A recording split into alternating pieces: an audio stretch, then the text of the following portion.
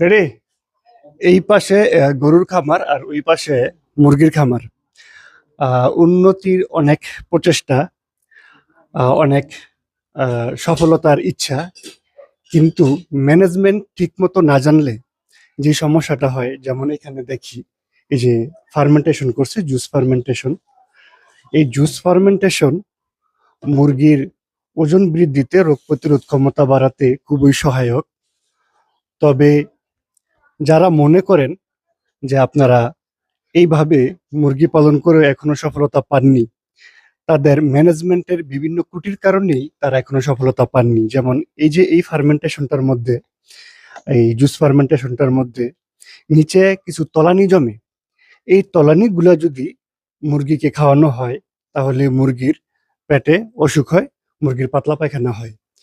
তো যারা juice fermentation খাওয়াইছেন তারপরও মুরগির ওজন আসে নাই, তারা মনে করতে পারেন তাদের ম্যানেজমেন্টে কোনো সমস্যা ছিল।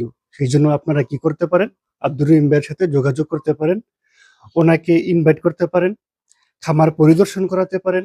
কি কি সমস্যাগুলো আছে, কি কি ভুলগুলো আছে, সেই ত্রুটিগুলা উনি আপনাদের সামনে তুলে ধরলে, আপনারা নিজেদের ভুলগুলো শুধরালে, আশা করি আপনারাও সফলতার মুখ দেখবেন।